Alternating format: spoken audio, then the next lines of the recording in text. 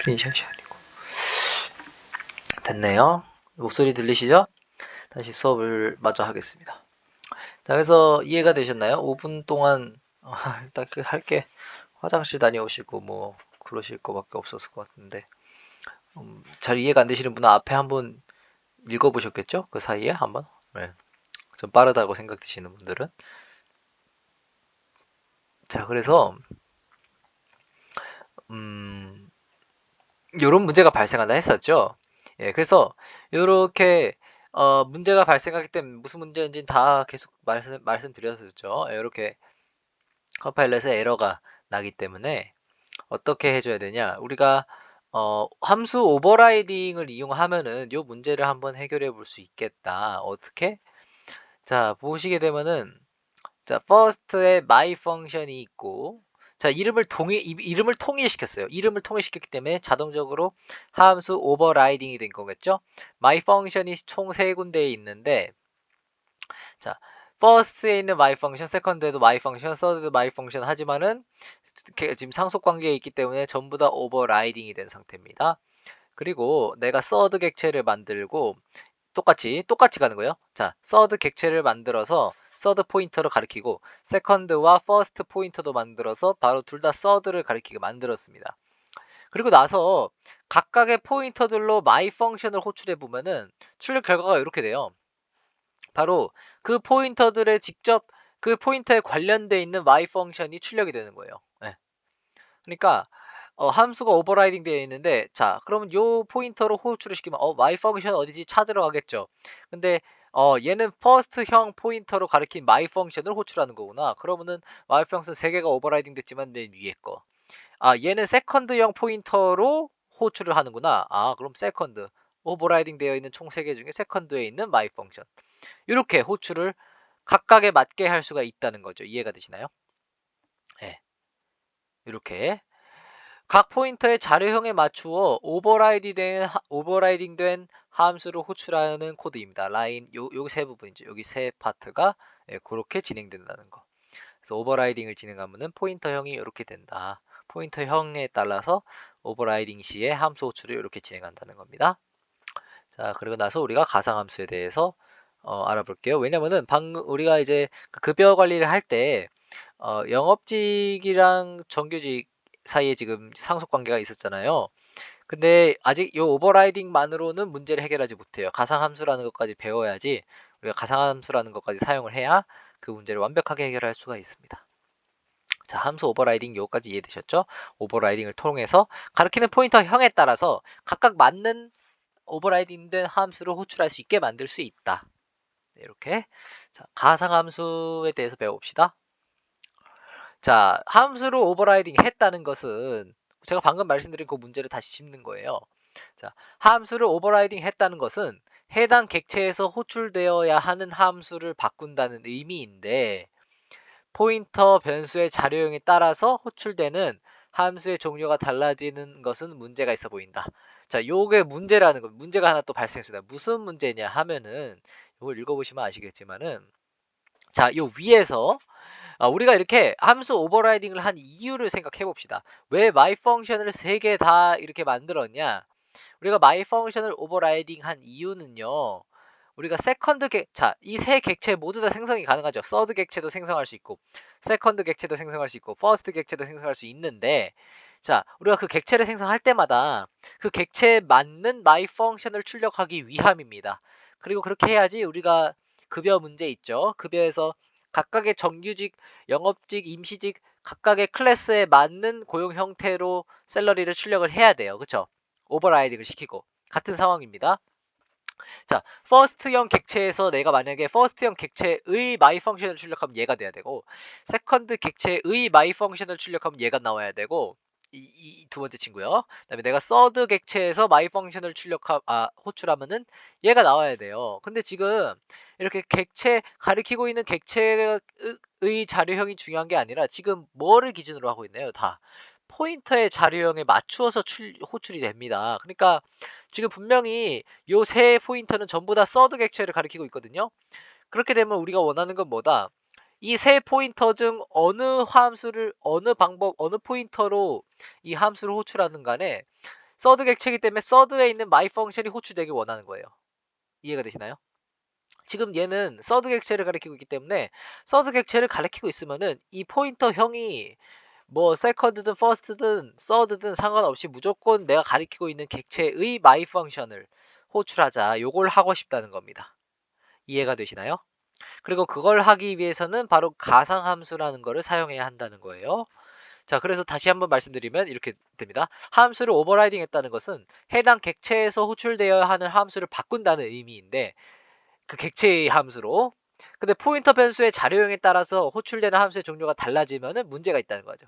이 말이 이제 이해가 되시나요? 다시 한번 문제를 설명드렸어요.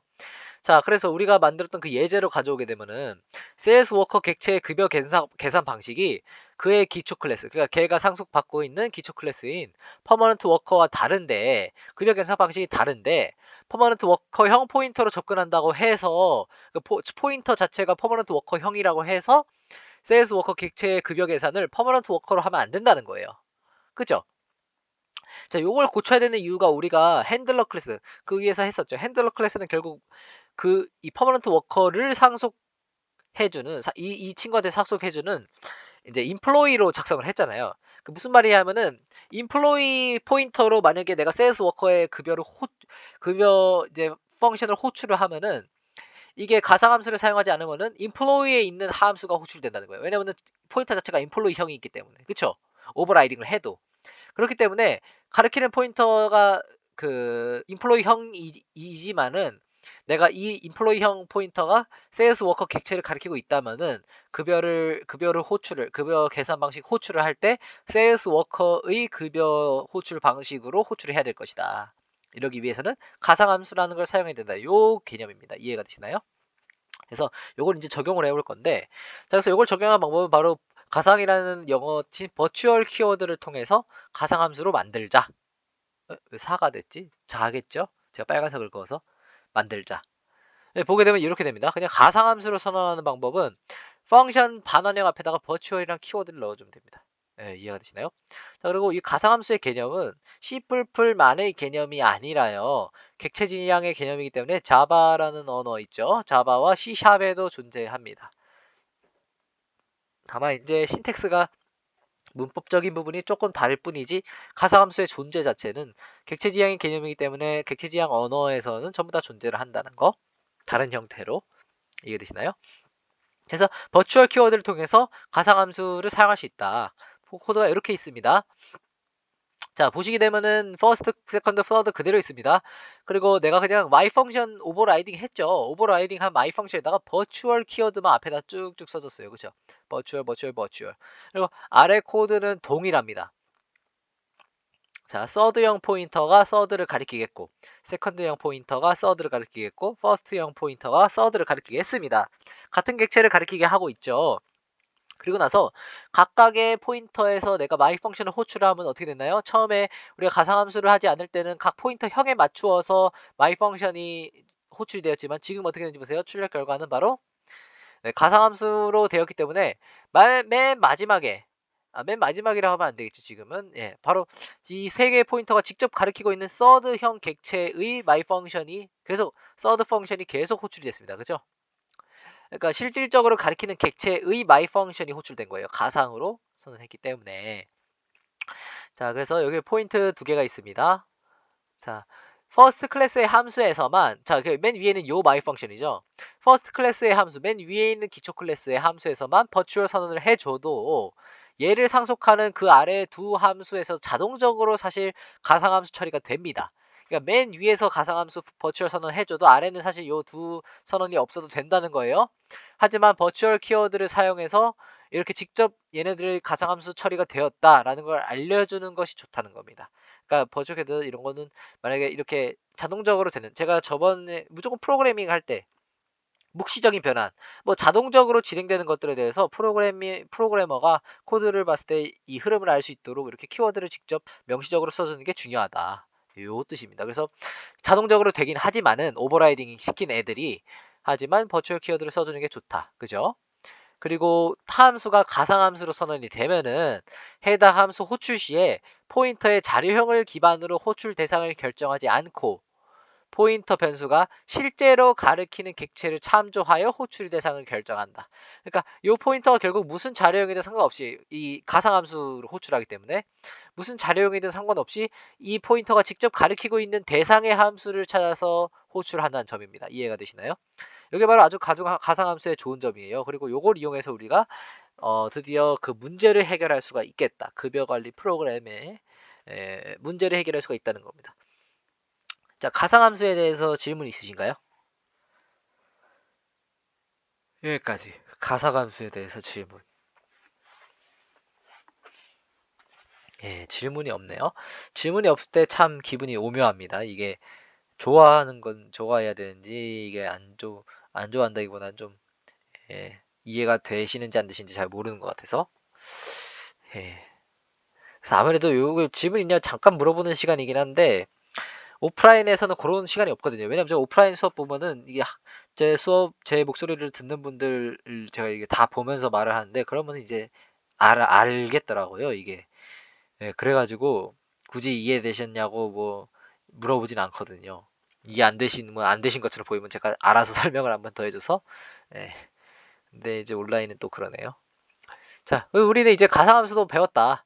가상함수가 무슨 역할을 하는지도 알았고 어떻게 적용시키고 어떤 원리로 작동하는지도 대충은 알았다. 물론 좀 이 뒤에 이제 가상함수의 작동 원리에 대해서 좀 더 알아보겠지만은 자, 그래서 급여 관리 프로그램의 문제 해결됐다. 자, 어떻게 해보냐? 뭐지? 왜 펜이 사라졌네요. 아, 됐다.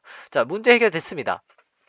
우리가 그 맨 처음에 이제 오버라이딩 배워가지고 뭐 인플로이 클래스 상속을 사용해서 고쳐보자 해서 했는데 그때 주석 처리된 부분이 있었어요. 그죠? 네. 주석 처리된 부분이 있어. 이걸 어떻게 고쳐야 돼? 요게 문제점 드디어 아셨을 거예요. 왜냐면 우리가 지금까지 스텝 밟아오면서 점점 문제가 여러 개 있었고 그걸 하나씩 함수 오버라이딩과 가상함수를 통해서 해결했는데 그걸 이제 여기에 실질적으로 적용해보는 겁니다. 자, 수석 처리된 부분 보시면은 자, 이게 핸들러 클래스입니다. 인플로이 핸들러 클래스인데 배열을 구성하는 포인터 변수가 바로 인플로이형이죠. 그쵸?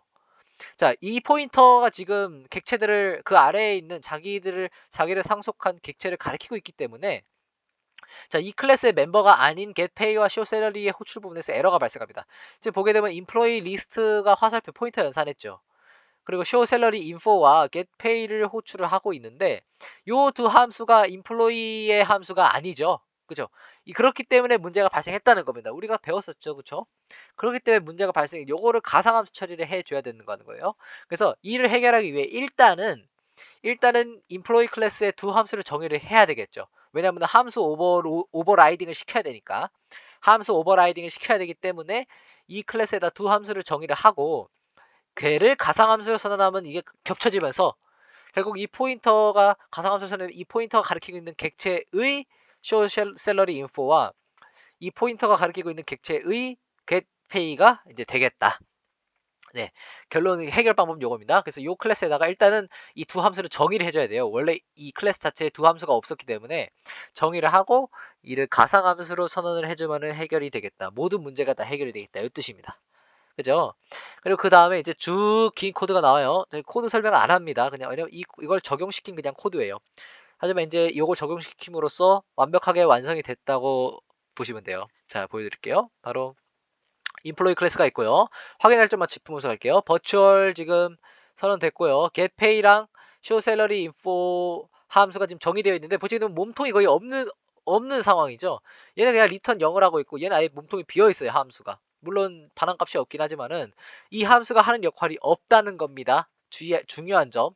이 함수가 하는 빈 껍데기 함수예요. 왜냐면 어차피 얘네들은 가상 함수 처리화 돼가지고 각각 얘네들을 상속받는 퍼머넌트 워커, 템포러리 워커 또는 세일스 워커인가요? 네, 그 세 개의 클래스에 어차피 다 이 두 함수가 정의가 되어 있기 때문에 그 두 함수를 호출하는데 도움을 주는 그냥 껍데기 함수예요. 아니 껍데기 함수, 그쵸? 예, 그렇기 때문에 가상함수 선언하고 그 대신에 이 껍데기 함수도 꼭 선언을 해줘야 된다는 겁니다. 이해가 되시나요? 예, 그래야지 이게 함수 오버라이딩이 되면서 되기 때문에 그래서 보게 되면 이 퍼머넌트 워커에는 당연히 getPay랑 showSalary info가 있죠.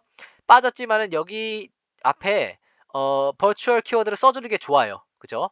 왜냐면은 인플로이 클래스를 상속받으면서 얘네들이 오버라이딩이 되면서 자동으로 가상 함수화 되었는데 그걸 명시하기 위해서 이 코드만 봐도 알게 이렇게 가상 함수 처리가 됐다는 키워드를 넣어줘야 될 것 같습니다. 그래서 보게 되면은 얘도 퍼머넌트 워커에 맞게 getPay랑 showSalary가 이렇게 함수 오버라이딩을 시킨 형태고, 템포러리 워커도 마찬가지로 getPay랑 showSalary 인포가 있죠. 자, sales 워커도 마찬가지로 getPay랑 showSalary 인포가 있습니다. 전부 다 가상함수예요. 전부 다. 네. 키워드가 빠졌지만 전부 다 가상함수 처리가 되어 있다는 점입니다. 이렇게 하면 이제 우리가 드디어 원하는 대로 바로 이 프로그램을 작동시킬 수가 있겠다. 그리고 유동적으로 또 다른 이제 인플로이 클래스를 상속받는 또 다른 고용 형태의 내가 클래스를 작성해도 변동이 가능하고 굉장히 유연한 프로그램으로 바뀌었다. 이렇게 생각하시면 돼요. 왜냐면 추가해도 이 인플로이 클래스 자체는 바꿀 게 없어요. 네. 바꿀 게 없어요. 여기서. 요거는 냅두고, 그리고 보게 되면 핸들러 클래스가 나오나요? 네, 뒤에 핸들러 클래스가 나오죠. 핸들러 클래스도 지금 인플로이형 포인터이기 때문에 바꿀 게 없습니다. 네. 자, 똑같이 여기서는 이제 핸들러 클래스는 이제 핸들러가 하는 역할을 그냥 하고 있고, 네. 소멸자도 있고, 이제 메인 함수 이렇게 합니다. 그래서 핸들러를 만든 다음에 정규직을 등록하는 거예요. 정규직 등록하고, 템포럴 워커 등록하고, 세일스 워커 등록, 영업직도 등록하고. 보세요. 지금 같은 핸들러. 자, 핸들러는 지금 인플로이형 포인터 지금 배열이죠. 그렇죠? 얘에다가 지금 퍼머넌트 워커도 집어넣고 템포럴 워커도 집어넣고 세일스 워커도 집어넣을 수가 있는 겁니다. 왜냐면은 요 세 개의 클래스 전부 다 인플로이를 상속받고 있기 때문에 얘네들의 포인터로 가리킬 수 있다는 거예요. 그렇죠? 그리고 얘네들의 함수 오버라이딩된 특성화된 각각의 함수에 대해서도 우리가 호출을 할 수 있게 각각의 급여 지급 방식에 맞는 getPay를 호출하기 위해서 우리가 함수 오버라이딩과 가상함수화도 한 겁니다. 이름으로써 이제 우리가 상속을 완벽하게 사용을 했다고 생각해요. 완벽하게 상속의 정의에 맞춰서 했다. 그래서 이 코드를 짜시게 되면은 그냥 단순히 급여를 출력하고 뭐 이번 달에 급여를 얼만큼 총 직원들한테 줘야 되나 하는 프로그램을 지금 급여 지급 형태가 총 3개잖아요. 그쵸? 이렇게 만드는 코드가 벌써 150줄이 넘습니다. 그래서 제가 슬라이드 3개에 걸쳐서 이렇게 크게 만들어서 했습니다. 이해가 되시나요? 이게 바로 완성된 코드이다. 자, 이렇게 결론을 짓고 상속을 마무리해 볼까요? 아직 조금 더 남긴 했는데, 그러니까 상속 관련 내용이 좀 남긴 했는데, 네, 거의 다 마무리가 됐습니다. 자, 결론. 상속의 이유. 우리가 이제 다 배웠기 때문에 상속을 왜 하는지 알 거예요. 상속이 단순히 코드의 재활용을 이제 아시겠죠. 이렇게까지 배우셨으면, 상속이 단순하게 그냥 내가 얘랑 비슷하니까 이서 관계가 있긴 한데 뭐 특성이 좀 물려받으니까 코드를 재활용하기 위해서 상속을 써야 되겠다. 이렇게만 생각하시기에는 굉장히 지금 많은 역할을 하고 있습니다. 그쵸? 연관성이 강하게 된다는 거. 자, 그래서 상속의 이유는 뭐냐면은 우리가 상속을 통해서 연관된 일련의 클래스에 대해 공통적인 규약을 정의할 수 있다라는 것입니다. 이게 바로 상속의 필요성이에요. 코드 재활용 아닙니다. 상속의 필요성 하면 뭐다? 바로 연관된 클래스끼리의 공통적인 규약을 만들 수가 있다는 거예요. 그쵸? 바로 우리가 그 위에서 일련의 클래스를 하면 그냥 클래스 여러 개를 묶어서 말하는 겁니다. 바로 우리가 위에 썼었죠. 퍼머넌트 워커, 템포러리 워커, 세일스 워커 이 세 개 클래스의 공통적인 규약을 정의할 수가 있어요. 그쵸? 바로 공통점이 있으니까요. 인플로이라는 공통점이 있기 때문에 그 우리가 인플로이라는 공통점을 적용시키기 위해서 적용하고 싶은 규약을 모아서 인플로이 클래스를 만든 것입니다. 이해가 되시나요? 그리고 걔를 상속받게 만든 거예요. 바로 얘네는 제약사항을 준 거죠. 이로 인해서 인플로이를 상속하는 모든 클래스의 객체는 우리가 인플로이의 객체로 바라볼 수가 있게 된 겁니다. 그러니까 인플로이의 한 종류가 된 거죠. 인플로이 한 종류로 이렇게 세 가지가 있기 때문에 얘네들도 결국 다 인플로이구나. 인플로이라는 한 객체 중에 객체에 있는 베리에이션으로 볼 수가 있겠다. 이렇게 상속을 이용해서 표현을 했다는 겁니다. 그리고 이 객체 지향이 왜 나타났는지에 대해서 배경을 이제 아시는 분들은 아실 텐데 요런 상황이 현실적으로 프로그래밍 할 때 현실의 객체들을 프로그래밍 할 때 많이 발생하고 거의 기본적으로 가지고 있는 이 이서 관계 요런 것들을 프로그램상에서 나타내기 위해서 객체 지향 프로그래밍이 생긴 거예요. 이렇게 공통적인 규약이 있는 게 있기 때문에. 그쵸? 자동차만 해도 이게 자동차 브랜드마다 이렇게 쭉쭉쭉 뭐 차종, 소형차, 중형차, 대형차 전부 다 자동차라는 공통적인 규약이 있죠. 바퀴가 4개고 운전자 핸들이 있고 엔진이 있고 요런 공통적인 규약이 있고, 그렇다면 내가 만약에 소형차, 중형차, 대형차를 뭐 클래스를 정의하고 싶다 하면은 각각 정의해서 얘네들을 뭐 핸들러 클래스를 만들어서 다룬다기보다는, 그러니까 자동차 뭐 리스트를 만들어서 뭐 소형차 몇 개, 중형차 몇 개 이렇게 해야 될 경우가 있겠죠? 그러면은 내가 얘네를 각각 하는 게 아니라 얘네들이 연관성이 있다. 자동차라는 공통적인 규약이 공통적인 성질이 있기 때문에 얘를 카라는 내가 상위 클래스에 하나 생성을 해서 걔를 상속받게 하라. 그래서 그렇게 묶어 가지고 관리를 할 수 있게 이렇게 작성을 할 수 있다는 거 상속의 아주 좋은 점이고 상속을 써야 되는 이유죠. 자, 그래서 실제로 인플로이 핸들러 클래스는 저장되는 모든 객체를 인플로이 객체로 바라보고 있는 거예요. 그쵸? 핸들러 클래스에서 내가 인플로이형 포인터 배열을 만들어서 거기에다가 각각 저장을 한 거기 때문에 이 객체는 지금 포인터 변수 그러니까 포인터의 자료형 자체는 인플로이죠. 그러니까 그 인플로이 객체 중에 하나로 바라보고 있기 때문에 새로운 클래스가 추가돼도 인플로이를 상속시키면 되기 때문에 수정할 필요가 없습니다. 핸들러 클래스를. 그쵸? 자, 근데 하지만 이렇게 공통적인 부분도 있지만 공통적이지 않은 부분도 있겠죠. 퍼머넌트 워커, 템포럴 워커, 세일즈 워커 바로 급여의 지급 방식이 달랐다는 거.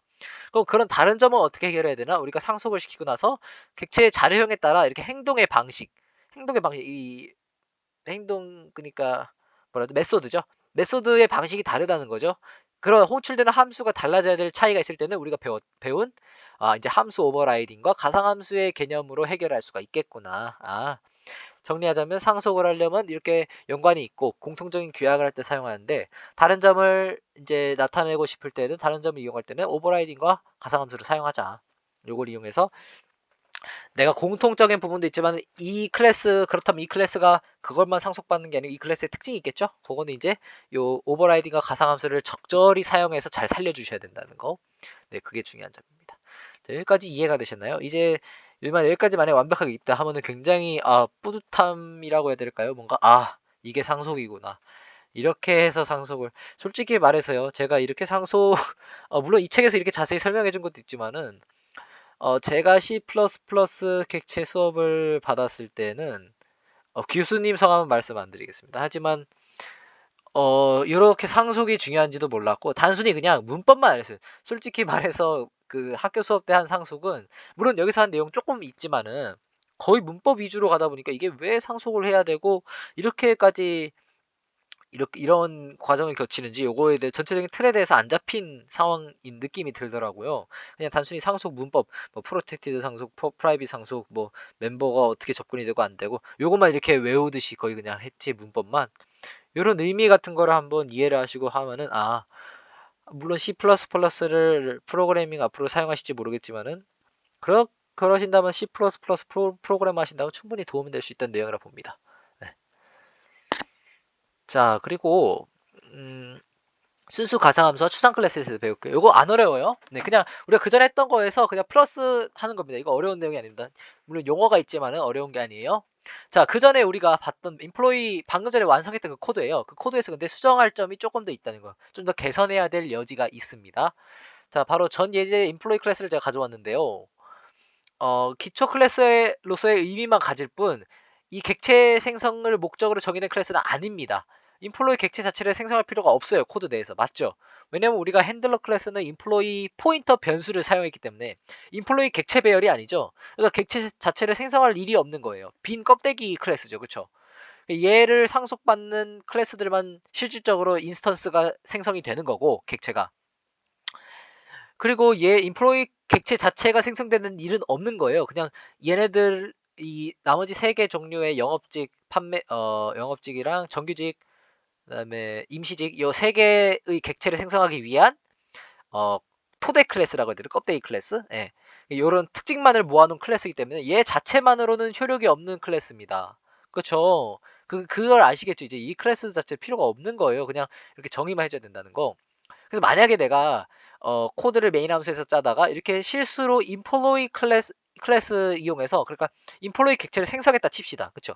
지금 이렇게 코드를 짜놓으면 생성 가능한 상태예요. 자, 생성할 필요는 없지만 내가 실수로 생성을 했다 했을 때 여기서 이 지금 코드상에서 생성을 막아놓지 않았기 때문에 문법적인 문제는 없어요. 생성할 수 있게 만들어 놨어요. 그렇기 때문에 컴파일러가 이 에러라게 해야 될까요? 이 실수를 발견하지 못합니다. 프로그래머의 실수를. 하지만 이건 실수가 분명하죠. 왜냐면은 필요 없는 객체를 만들었으니까요. 그죠? 인플로이 객체 자체는 필요가 없는 건데 우리가 실수로 만들어 버렸으니까요. 자, 그렇기 때문에 우리가 요 객체가 그럼 생성되지 못하게 막으려면은 뭘 해야 되냐? 바로 가상함수. 여기 안에 정의된 요 두 개의 가상함수 있죠? 요 가상함수를 순수 가상함수라는 것으로 선언을 해서 객체 생성 자체를 문법적으로 막아주는 것이 좋다는 겁니다. 이해가 되시나요? 얘는 생성될 필요가 없는 객체이기 때문에 문법적으로 애초에 컴파일러가 얘를 혹시 만약에 하려는 신호를 발견하게 되면 막아버리게 하는 방법이 바로 가상함수를 순수 가상함수로 바꾼다는 거예요. 이해가 되시나요? 자, 순수 가상함수에 대해서 쭉 설명을 드릴게요. 자, 순수 가상함수란 바로 함수의 몸체가 정의되어 있지 않은 함수입니다. 네, 그거예요. 요거 포인트입니다. 가상함수 중에서 가상함수 제가 말씀드렸어요. 여기 위에서 자, 리턴 0 의미 없는 값을 리턴하고 심지어 여기는 몸체가 없습니다. 바로 이 함수가 실질적인 몸체의 내용을 가지고 아무런 내용이 없는 껍데기 함수예요. 제가 말씀드렸었죠. 그러니까 함수의 몸체가 정의되어 있지 않은 함수를 우리가 바로 순수 가상함수라 되어 있는데 여기서는 순수 가상함수 형태가 된 게 아니에요. 바로 어떻게 해줘야 되냐? 코드를 보시면 여기 버추얼 키워드 당연히 써졌죠. 근데 몸체가 없이 바로 함수 선언을 하고 특이한 문법입니다. 함수 선언하고 는 0이라고 썼어요. 그쵸? equal 0. 이렇게. 무슨 함수 이름인데 이 대괄호, 중괄호죠. 이 중괄호가 몸체잖아요, 원래. 근데 중괄호 없이 그냥 는 0이라고 쓴 거예요. 이 함수는 0이다. 이렇게 해야지 바로 순수 가상 함수가 된다는 겁니다. 그럼 왜 이거 0을 대입한다는 의미인가? 이게 뭐지? 바로 0의 대입 무슨 뜻이냐? 명시적으로 몸체를 정의하지 않았다라고 컴파일러에게 알려주는 거예요. 이 함수는 지금 여기 보면은 지금 여기서는 중괄호가 있기 때문에 몸체가 정의되어 있다고 생각을 하는 거예요. 컴파일러가. 근데 중괄호 자체를 없애고 는 0이라는 지금 글자를 써줌으로써 컴파일러가 읽었을 때 이 함수는 몸체가 없구나. 애초에 몸체를 정의를 안 했구나. 심지어 버추얼 키워드 선언되어 있는 얘는 순수 가상 함수구나. 이렇게 컴파일러가 판단할 수 있게 해준다는 겁니다. 그래서 자, 인플로이 클래스는 이렇게 순수 가상함수로 만들게 되면요. 가상함수를 완전하지 않은 클래스가 되겠죠. 왜냐하면은 멤버 함수의 몸체가 정의되어 있지 않은 함수는 이 함수는 호출할 수 있나요, 없나요? 없죠. 내가 요 객체를 생성한다 했을 때 만약에 생성했다 치더라도 원래 안 되지만 생성했다 치더라도 이 객체의 이 멤버 함수를 호출할 수가 없어요. 몸체가 없기 때문에. 그러니까 불완전한 클래스가 되는 겁니다. 완벽하게 완전히 퍼펙트한 클래스가 아니라 어디가 나사가 빠져 있는 거예요. 왜냐하면 가상 함수의 몸체가 없기 때문에. 그렇기 때문에 이 완성이 안 되었다고 불완전한 클래스라고 지금 생각하기 때문에 객체 생성을 시도할 때 컴파일러가 막아버립니다. 예. 그러니까 순수 가상 함수가 정의되어 있는 클래스는 바로 우리가 객체 생성을 할 수가 없다는 장점을 가질 수가 있겠습니다.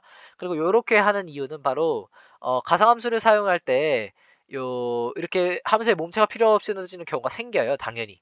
그리고 왜냐하면 이 특성만을 공통점을 모아놓은 공통점을 보기 좋게 모아놓은 클래스이기 때문에 이 공통점만을 가지고 클래스 객체를 생성할 일이 없다는 겁니다. 자, 그래서 이렇게 순수 가상 함수를 사용하면 두 가지 좋은 점이 있어요. 네, 바로 잘못된 객체 생성을 막을 수가 있겠죠, 당연히.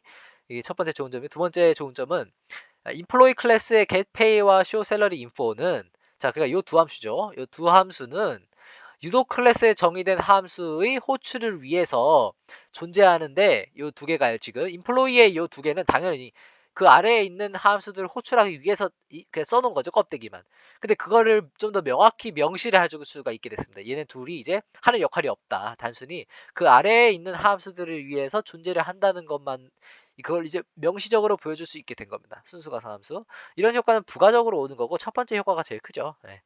객체 생성을 막는다는 거. 자, 그리고 이렇게 순수 가상함수에 이해되셨다면은 이렇게 하나 이상의 멤버 함수를 지금 두 개죠. 하나 이상의 멤버 함수를 순수 가상함수로 선언한 클래스를 우리가 추상 클래스라고 한다. 추상적인 객체 인스턴스 실체화시켜서 인스턴스를 생성하지 않고 추상적인 개념으로만 남겨놓는 클래스예요. 그래서 우리가 추상 클래스라고 하는 겁니다. 그렇죠? 완전한 클래스가 아니기 때문에 당연히 객체 생성 불가능하다. 결국은 우리 인플로이 클래스는 추상 클래스구나. 순수 가상함수를 가져서 인스턴스 실체화 시켜서 생성이 불가능한 그러니까 가상인 클래스라고 해야 되나요? 네, 추상적인 개념만 존재하는 클래스다. 얘를 실체화시킬 수는 없다. 이런 뜻입니다. 왜냐하면 불완전하기 때문에. 자, 이해가 되셨을까요?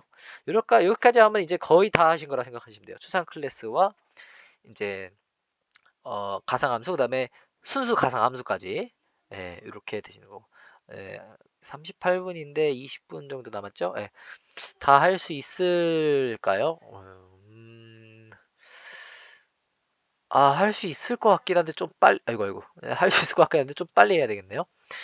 다 할 수 있으면 좋을 텐데. 한 분 또 나가셨네. 예. 실시간 모니터링을 지금 하고 있습니다. 누가 나가셨는지. 누가 나간지 모르겠는데 숫자만 보고 있어요. 누가 나가셨는지 셀 시간 없어서. 여기서 순수 가상함수랑 수상 클래스까지 했습니다. 자, 그리고 이제 우리 다양성에 대해서. 다양성이란 말 제가 제목에 써놨죠. 상속과, 이번 제목이 상속과 다양성, 가상의 원리인데, 다양성이란 말은 이 뜻입니다. 바로. 자, 동질 이상이라는 사자성어가 있습니다. 이걸 쓰는 이유는 책에 있더라고요. 그래서 그냥 써놨어요. 동질 이상. 무슨 뜻이냐. 모습은 같은데 형태는 다르다. 이걸 바로 동질 이상. 다형성이 의미가 이겁니다. 자, 근데 요 말을, 다양성이란 말이 C++에서는 요 말이 어떻게 들어오냐? 바로 모습 같은, 문장은 같은데 형태, 결과는 다르다. 요걸 바로 다형성이라고 한다. 자, 우리가 C++에서 가상함수, 순수 가상함수, 뭐 상속 다 배웠습니다. 함수 오버라이딩. 자, 그렇게 다양성을 이해할 수가 있어요. C++에는 객체지향 프로그래밍으로서 다양성을 가지고 있는데, 다양성이라는 성질이 무슨 성질이냐? 보시게 되면 first를 만들었고요. 자, 심플 펑션에 first를 출력하겠고, 자, 세컨드를 만들어서 first를 상속받겠죠. 그 다음에 심플 펑션을 만들어서, 자, 요 두 개는 바로, 요 두 개는 함수 오버라이딩이 된 상태고요. 그래서 얘는 세컨드 출력 하고 가상함수 처리가 됐습니다. 자, 종합적으로 나왔죠. 여기까지 이해하셨다면은, 자, 종합적으로 나온 상태에서 어떤 지금 예제가 있냐면, 예제 자체 어렵지 않아요. 자, first형 포인터 PTR이 있고, 얘는 지금 first형 포인터가 first를 가리키게 했습니다. first 객체를. 그 다음에 PTR 심플 펑션 호출하면은 바로 얘는 가상함수 처리가 되었지만은 first형 포인터이기 때문에 지금 얘가 호출되는 거죠. 바로 위에 있는. 왜냐면 퍼스트 객체를 가리키고 있기 때문에 여기 포인터형이 뭐든지 상관없이 퍼스트 객체이기 때문에 퍼스트에 있는 가상함수 처리가 되었기 때문에 심플 펑션이 위에 있는 게 출력됩니다. 그 다음에 이 아래에서 PTR이 중요한 점 같은 PTR이에요. 그러니까 이 PTR의 자료형도 바로 퍼스트형 포인터입니다. 퍼스트형 포인터가 이번에는 세컨드 객체를 가리키게 했어요. 그쵸? 자, 그렇게 하면 세컨드 객체를 가리키게 한 다음에 내가 심플 펑션 똑같이 출력을 하면은 위에가 아니고 아래에 있는 세컨드가 출력이 된다는 거예요. 그쵸? 왜냐면은 PTR 자체는 퍼스트형 포인터이지만 실제로 가리키고 있는 객체는 세컨드 객체이기 때문에. 그리고 이렇게 될 수 있었던 이유는 우리가 가상함수 처리를 했기 때문에 가상함수 처리하면 뭐다? 실질적으로 가리키고 있는 객체의 정보를 가져와서 이 객체를 가리키고 있기 때문에 이 객체의 함수를 출력해야 되겠다. 이렇게 이렇게 한다는 것입니다. 자, 중요할 점은 여기 문장 두 개입니다. PTR하고 화살표 포인트 연산하면서 심플 펑션 부르는데 지금 위에 있는 문장이랑 아래에 있는 문장이랑 모양이 완전하게 일치해요. 그죠? PTR 화살표 심플 펑션 아래도. 그래서 아래에 동일한 문장 존재, 위에 동일한 문장 존재 이렇게 써져 있죠. 요 문장입니다. 자, 요 문장이 동시에 있는데 모양이 같죠. 문장이 같죠. 하지만 자, PTR은 동일한 포인터 변수이고 그럼에도 실행 결과는 다릅니다. 왜냐면은 첫 번째 줄에서는 요 위에 있는 함수가 호출되고 두 번째 줄에서는 요 아래에 있는 함수가 호출되기 때문에. 그죠? 바로 포인터 변수 PTR이 동일한 포인터 변수, 포인터형이 같아도 이 변수 자체가 참조하는 객체의 자료형이 다르기 때문이다. 네, 왜냐면 얘는 퍼스트를 참조했었고 두 번째는 세컨드를 참조했기 때문에 참조한 객체에 따라서 이 함수를 불려주는 거예요. 바로 요게 C++에서의 다양성의 예입니다. 이해가 되시나요? 이제부터 C++ 다양성이 뭐야? 하면은 바로 설명을 하시죠. 문장 같은 문장에서 모양을 다르게 할 수 있다. 상속된 상황에서 가상함수도 사용해서 상속된 상황에서 자, 코드가 같은 코드지만 같은 포인터 변수로 같은 함수에 대해서 접근을 했지만은 출력 결과가 당연히 어떤 객체를 가리키고 있냐에 따라서 다르게 함수를 찾아서 오버라이딩 된 함수를 찾아서 호출한다는 거예요. 예. 요 점이 바로 다양성이다. 이해가 되시나요? 요건 그냥 다양성의 개념이 어떤 것인지에 대해서 한번 명확하게 짚고 넘어간 거예요. 그래서 요걸 이해하셨다면 다양성이 이런 거구나. 다양성이 뭐야? 하면은 이제 C++에서 다양성이 뭐야? 하면 바로 왜냐면 다양성 굉장히 중요한 개념 중에 하나거든요. 왜냐면 상속을 함으로써 다양성이라는 게 상속하지 않으면 이 다양성이 생길 수가 없어요. 근데 상속을 통해서 생기는 특성이기 때문에 이 다양성 중요합니다. 네. 그다음에 가상 소멸자에 대해서 자, 마지막 우리가 이제 완성했던 급여 관리 프로그램 있죠? 거기서 마지막으로 딱 하나 더 해줘야 될 게 있는데 그것이 바로 가상 소멸자입니다. 우리가 가상 함수를 통해서 다형성을 갖추게 된 거예요. 그쵸? 이제 이해하시죠? 다형성이라는 말이. 우리가 가상함수를 통해서 가상함수, 순수 가상함수, 추상 클래스를 통해서 다형성이라는 걸 갖춘 클래스를 만들었는데 이 클래스에 하나 더 추가해야 될 점, 무조건 추가해야 될 점이 바로 가상 소멸자이다. 자, 가상 소멸자는 뭐냐? 가상함수 말고도 버추얼 키워드를 소멸자에도 사용해줘야 됩니다. 자, 왜냐하면은 지금 퍼스트 클래스인데 요거 단순한 예제예요. 퍼스트가 있고 퍼스트를 상속한 세컨드가 있어요. 지금은 여기 답안이기 때문에 여기 소멸자에다가 버추얼 선언이 되어 있습니다. 그쵸? 둘 다. 가상 소멸자로 선언이 되어 있는데 만약에 이 가상 소멸자로 선언을 하지 않게 되면은 자, 만약에 내가 이 버추얼 키워드를 쓰지 않았다고 칩시다. 그러면은 객체의 소멸을 우리가 시키겠죠. 항상 생성시키면은 실체화시켰으면 소멸을 시켜서 메모리 누수를 방지를 해줘야 되는데 만약에 내가 자 퍼스트형 포인터가 지금 요 문장 보세요. 퍼스트형 포인터가 세컨드를 가리키고 있다 칩시다.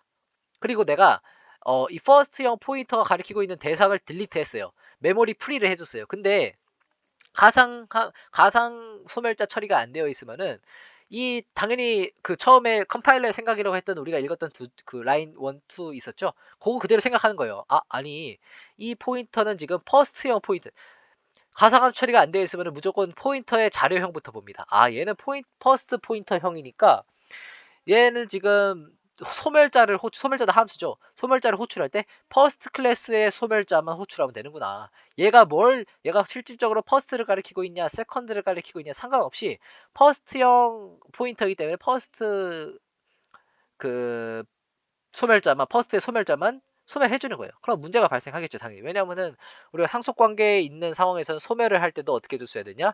바로 상속받은 유도 클래스의 소멸자를 먼저 실행을 시켜주고, 자, 요게 1번으로 실행시키고, 그 다음에 마지막으로 기초 클래스의 상속해준 기초 클래스의 소멸자를 실행을 요 순서대로 시켜야 되는데, 예, 그쵸? 근데 이렇게 얘를 가상 소멸자로 안 해놓게 되면은 얘는 자료형만 포인트의 자료형만 보기 때문에 그냥 얘만 소멸시킨다는 거예요, 그쵸? 얘 소멸이 안 되면 어떻게 된다? 메모리 리이라고 썼는데 메모리 누수가 된다. 퍼스트 클래스의 소멸자만 호출되기 때문에. 자, 그래서 상속의 계층 구조상 맨 위에 존재하는 기초 클래스의 소멸자만 버추얼로 선언하면 아래 유도 클래스 모두 가상 소멸자로 가상 함수랑 동일하게 맨 위에 있는 가장 상위에 있는 기초 클래스의 소멸자만 버추얼로 선언해줘도 그 아래에 있는 소멸자 모두 버추얼 소멸자가 됩니다. 가상 함수랑 똑같죠, 그건? 하지만 말씀드린 대로 버추얼 선언은 직접 명시적으로 해주면 좋다. 네, 그쵸? 자, 이렇게 버추얼 선언되면은 얘가 지금 실질적으로 무슨 객체를 가리키고 있는지 파악을 합니다. 버추얼 소멸자가 되어 있으면 얘는 실질적으로 세컨드를 가리키고 있구나 하면서 세컨드를 먼저 소멸시키고 그 다음에 퍼스트 소멸시키고 이렇게 맨 아래의 유도 클래스 소멸자가 호출되면서 순차적으로 호출됩니다. 소멸자가 요 순서대로 간다는 거예요. 이해가 되셨나요? 그래서 우리가 가상 소멸자를 사용하는 이유는 무조건 함수가 이제 앞으로 상속을 할 때는 가상함수는 뗄래야 뗄 수 없는 관계가 되었습니다. 그래서 상속을 이용하실 때는 무조건 가상함수를 사용하시는 거, 소멸자도 가상 소멸자로 꼭 선언을 해주세요. 왜냐면은 선언을 미리 해놔야지 언제 내가 이렇게 접근을 물론 이렇게 접근하지 않고 얘를 세컨드형으로 세컨드만 하고 퍼스트형으로 퍼스트만 하고 이렇게 포인터형을 맞춰서 하면은 그럴 필요가 없어요. 근데 우리가 급여 관리 프로그램에서도 봤듯이 추상 클래스가 필요해지고 핸들러 클래스가 필요하고 이런 식으로 내가 직접 포인터형을 맞추어서 가리키지 못하는 상황이 당연히 발생하겠죠. 그럴 경우에는 당연히 버추얼 선언을 해줘야 되기 때문에 그런 걸 방지하기 위해서 무조건 그냥 버추얼 상황 하신다면 돼요. 근데 또 마냥 그렇다고 버추얼을 막 남발해도 되냐? 이제 그런 것도 아닌 이유가 있습니다. 지금 시간이 13분 정도 남았는데 바로 가상함수의 동작 원리에 대해서 우리가 이제 가상함수에 대해서 다 이해를 했으니까 가상함수가 그럼 정확하게 어떻게 동작을 하냐, 어떻게 오버라이딩과 합쳐서 이렇게 잘 굴러가나 요거를 한번 잠깐 짚어볼 거예요. 물론 중요하긴 한데 그걸 이해하시면은 훨씬 더 도움이 되실 겁니다. 자, 요거는 글이 굉장히 긴데 참조자의 참조 가능성이라고 제가 제목을 적었는데 그냥 이거 읽어보세요. 네, 넘어가겠습니다. 무슨 말이냐면 한마디만 하면요. 우리가 포인터 할 때 뭐 A형 포인터 변수는 이 객체 자체 또는 얘를 직간접적으로 상속하는 모든 객체를 가리킬 수 있다 했었죠. 근데 이게 지금 포인터 변수잖아요. 근데 C++에서 우리가 참조자도 배웠어요. 근데 이게 포인터 변수랑 똑같이 참조자도 마찬가지 적용이 된다는 겁니다. 참조자에도 적용이 돼요. 똑같이 가상함수, 그 다음에 이런 개념 전부 다 참조자에도 적용되기 때문에 자, 그에 대한 예제 코드 여기 써놨습니다. 여기선 지금 보시게 되면은 포인터가 아니라 참조자로 지금 한 거예요. 참조자로. 이거 한번 읽어보세요. 실행 결과도 한번 보시고, 자, 이 예제를 이해했다면 요 정보도 알고서 내가 바로 인지하고 고려해야 할 함수를 내가 직접 정의를 해야 되겠구나. 이런 써놨는데, 근데 안 보시면 안 돼요. 자, 이게 28번, 29번 제가 요거 글씨만 읽어도 이해하게 다 설명해놨으니까 코드랑 요걸 읽어보시고 28, 29 이해가 되셨으면 좋겠습니다.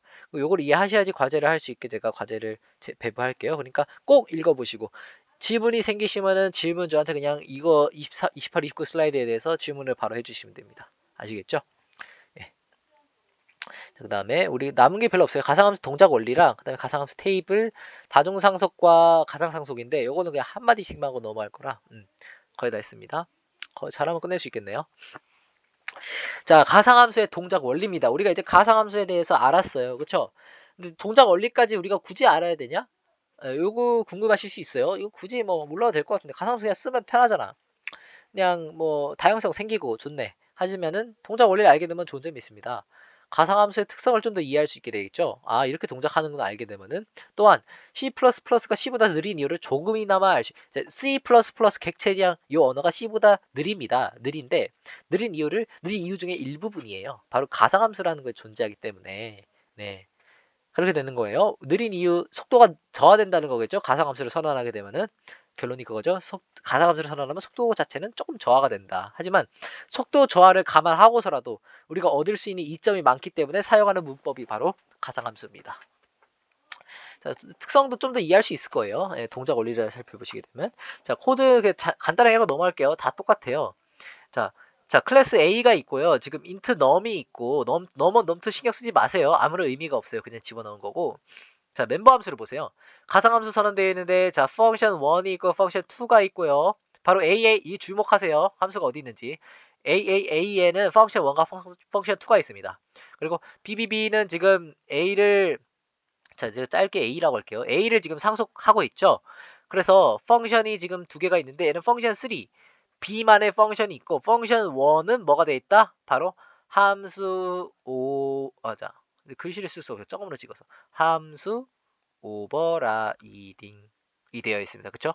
바로 A에 있는 펑션 1과 지금 B에 있는 펑션 1이 지금 동일하죠. 몸체는 다르지만 물론 몸체 달라서 위에 게 순수 가상함수가 되진 않았지만은 몸체가 달라서 하지만 가상함수가 된 건 맞습니다. 그리고 함수 오버라이딩이 되어 있어요.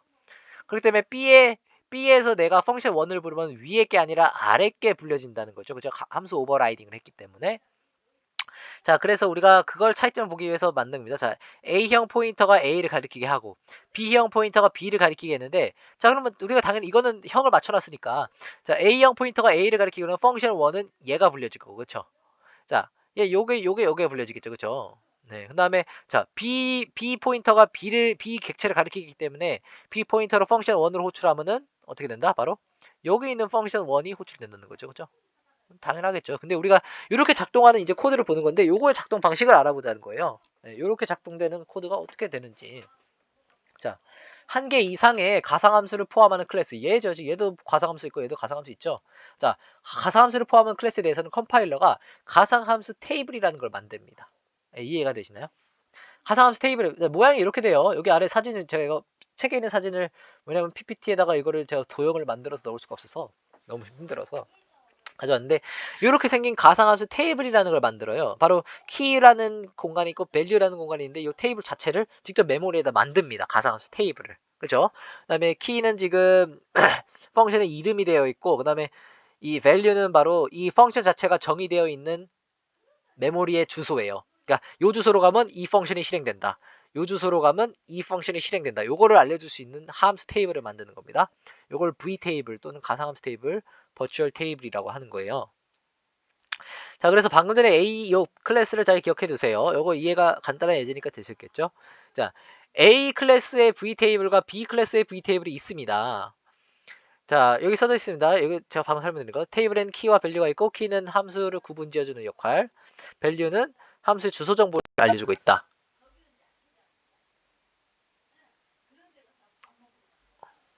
인터넷이 좀 끊긴 것 같은데, 어디서부터 해야 될지 모르겠네요. 인터넷이 끊겼죠. 제가 방금 확인하니까, 네, 그 지구본이 와이파이로 지금 한국어 수업하다 보니까 지구본이 떴네요. 지구본 떠서 지금 다시 재연결이 된 것 같은데, 어디서부터 못 들으셨을까요? 가상함수, 여기서부터 못 들으셨나요? 가상함수의 동작 원리부터. 아마 그러셨을 것 같은데, 이게 제가 언제부터 끊긴지를 모르겠어요. 자, 그래서 가상함수 테이블, 이거 설명을 쭉 하고 있었는데, 다중상속과 가상상속의 필요성. 네, 요거가 지금 조금 남았는데,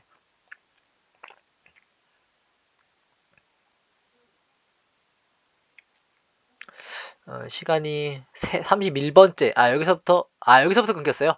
다행이네요. 여기서부터 하면 되겠죠? 30번째까지는 다 들으셨죠? 다행이네요. 또 고민을 하고 있었는데. 빨리 하고서 오늘 죄송하지만 한 2분 정도 좀 오버될 수 있겠습니다. 빨리 하겠습니다.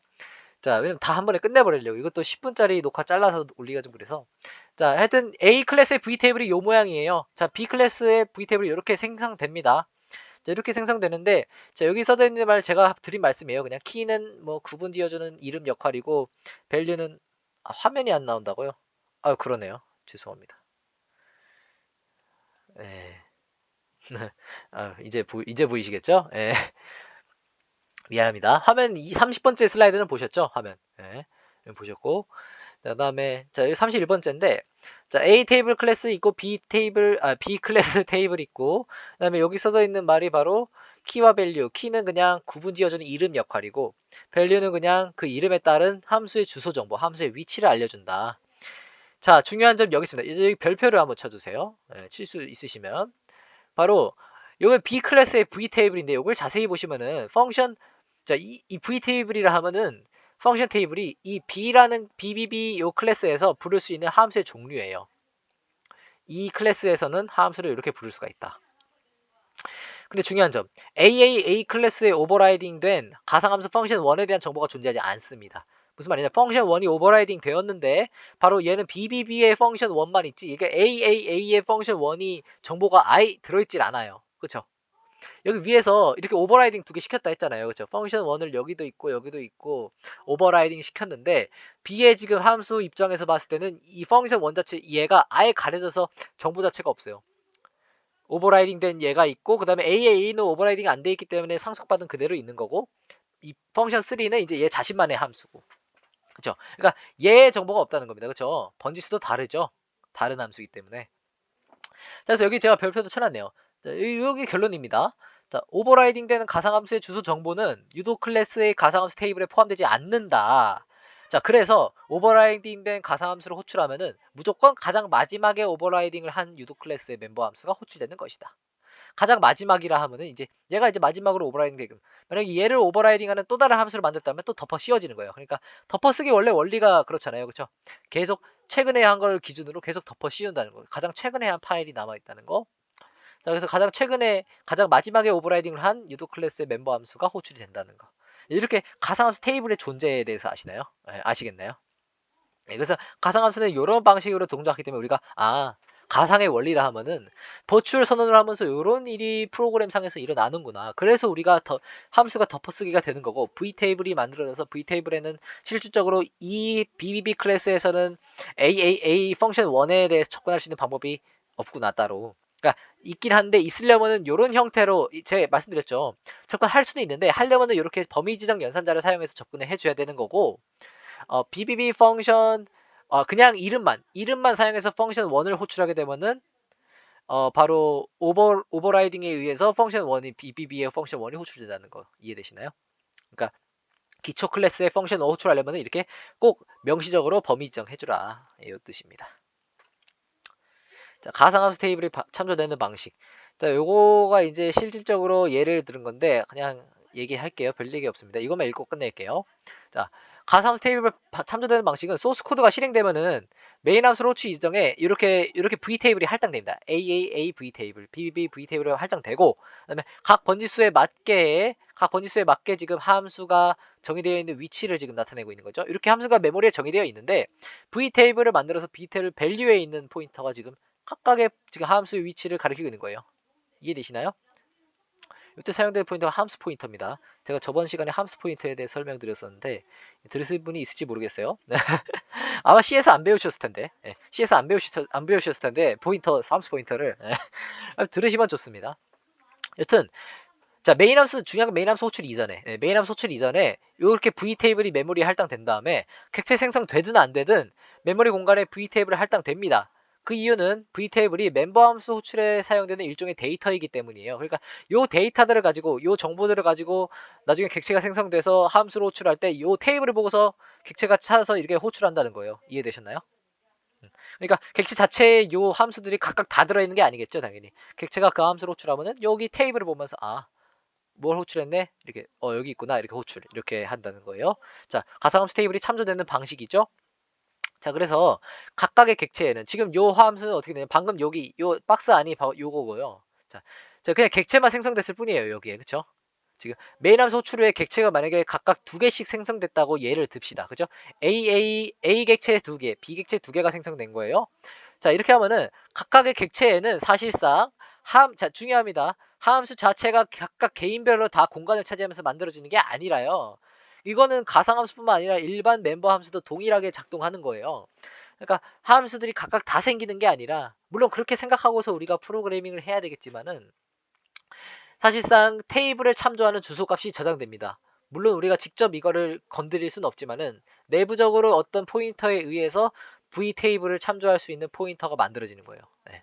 이렇게 이 객체에 있는 v 테이블 포인터가 이렇게 그냥 v 테이블이라는 애를 가리키고 접근할 수 있게 한다. 이건 자동적으로 되는 거, 우리가 막 맘대로 하는 건 아니다. 그냥 내부적인 프로그램 작동이 이렇게 된다는 겁니다.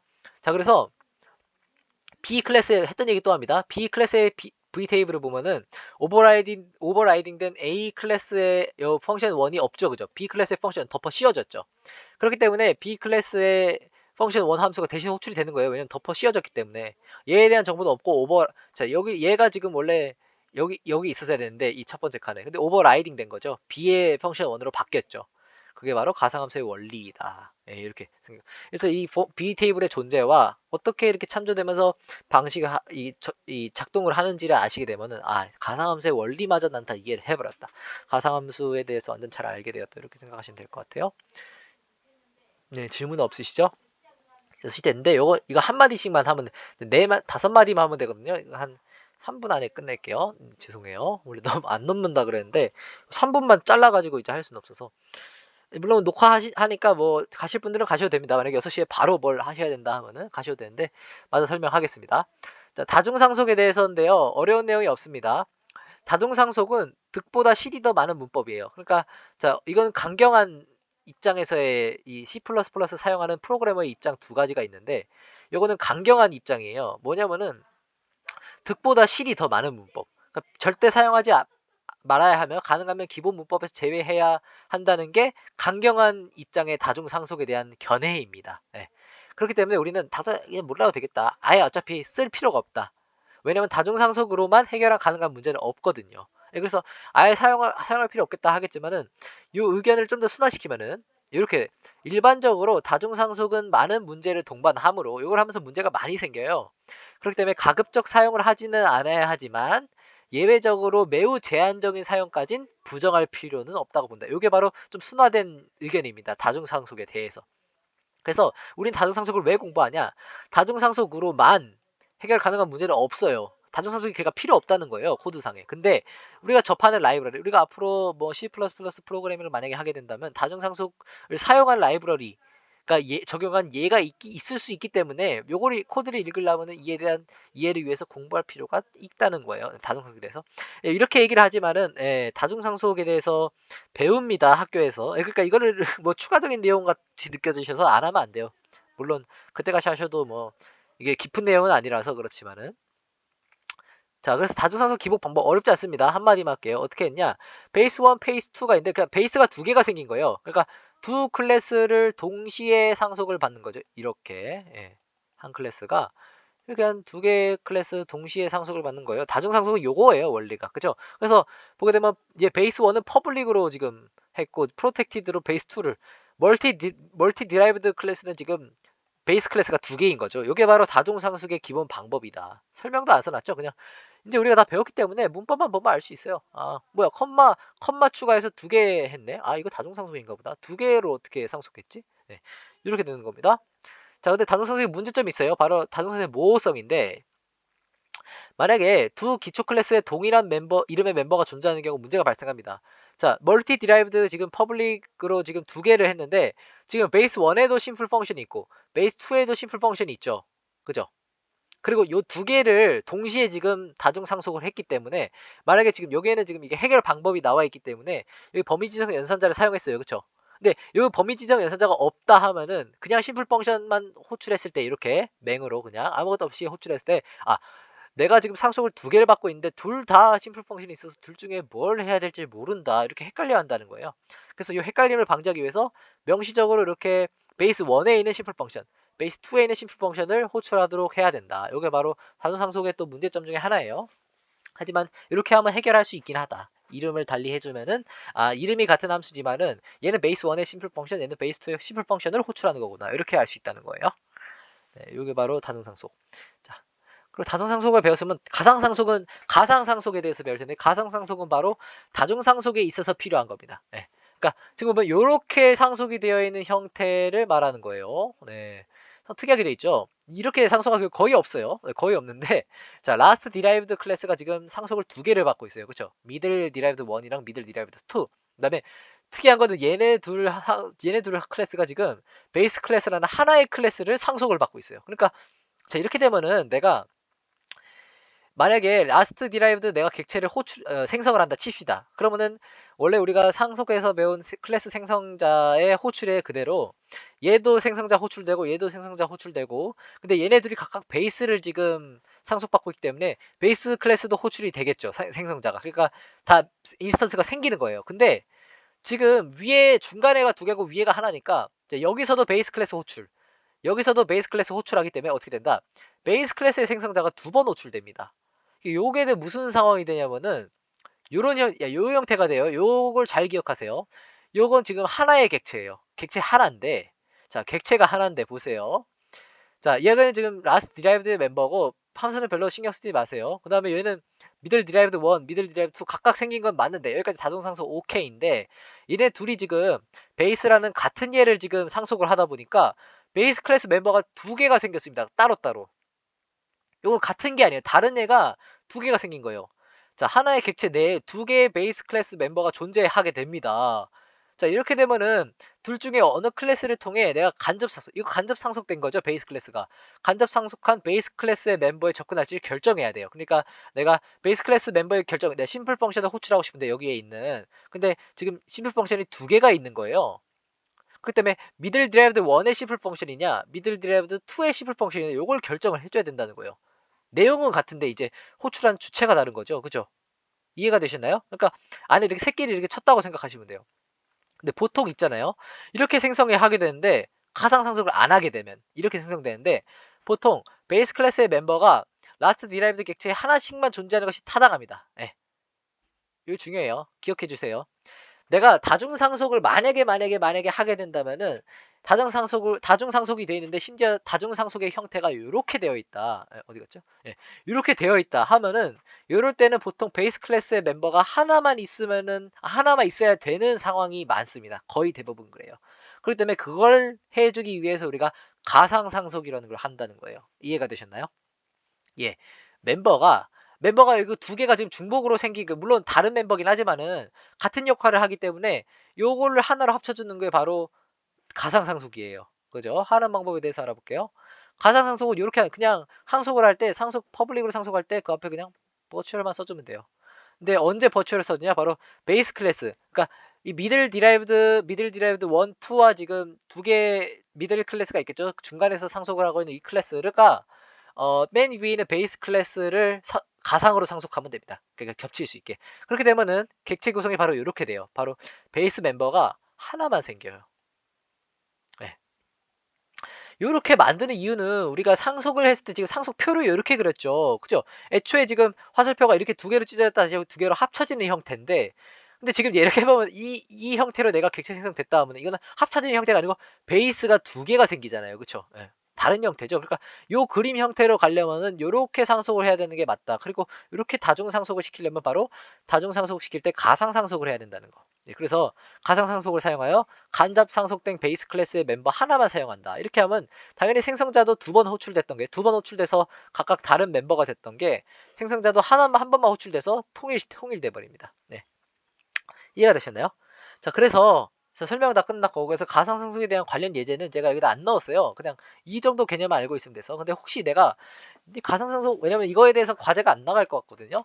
그래서 만약에 이거에 대해서 아시고 싶으면 예제를 한번 읽어보고 싶다. 아, 가상상속이 이런 형태로 되는구나 하면은 요청하시면 소스 코드를 제가 파일에 드리겠습니다. 그리고 혹시 책이 있으신 분은 책에 있어요. 책에 있으니까 보시면 되고 책이 없으신 분들은 이 예제는 제가 파일을 CPP 파일을 드릴 테니까 보시면 될 것 같아요. 네, 여기까지 질문 있으신가요? 오늘 수업 듣느라 정말 죄송해요. 제가 이렇게 넘게 수업하는 걸 정말 싫어하는데 그냥 예, 그래서 다 나가라고 했습니다. 안 들으시면 제 녹화를 마저 하려고 했어요. 그래서 아직 그래도 7분 남아 계셔서 들어주셨고 네, 질문은 카톡 하시면 될 것 같고 질문할 게 많을 수 있죠. 이번 주 과제 있고 이메일. 그리고 저희가 처음에 초반에 나간 과제가 있는데 그거 아직 제가 피드백을 정말 죄송해요. 다 못 드렸는데 조만간 제가 진짜 약속을 하고 새끼손가락 걸고 다음 주까지 제가 다 피드백을 드리겠습니다. 그 채점해서요.